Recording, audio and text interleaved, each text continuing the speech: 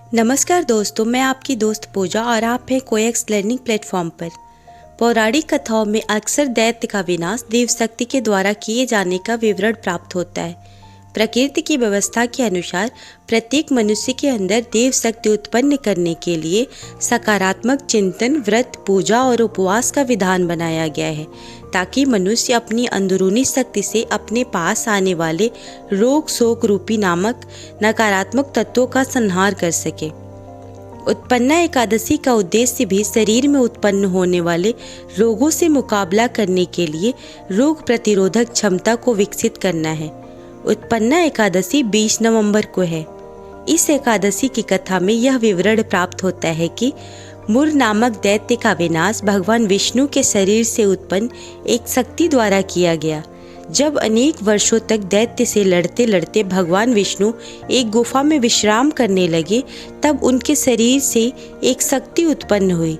शक्ति रूपी कन्या ने भगवान विष्णु के शरीर से उत्पन्न होने पर कहा, मैं आप ही की पुत्री हूँ, जो असुर का वध करने के लिए अवतरित हुई हूँ। मेरा नाम एकादशी है। विष्णु भगवान के शरीर से उत्पन्न शक्ति के कारण इस तिथि का नाम उत्पन्ना एकादशी पड़ा।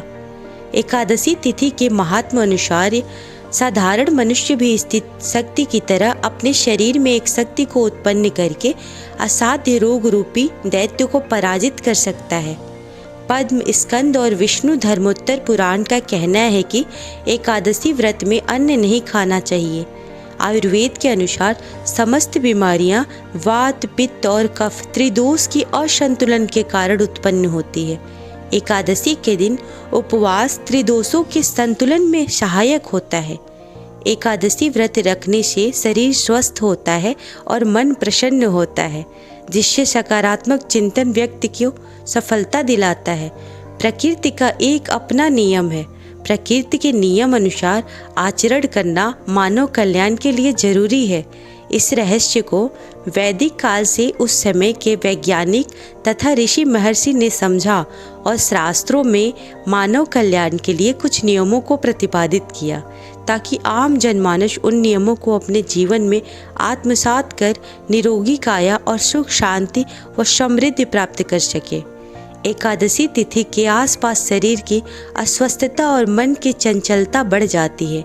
एकादशी के चंद दिनों बाद कृष्ण पक्ष में अमावस्या और शुक्ल पक्ष में पूर्णमासी आती है। मानव जीवन पर सर्वाधिक सूर्य और चंद्रमा की कलाओं का प्रभाव पड़ता है।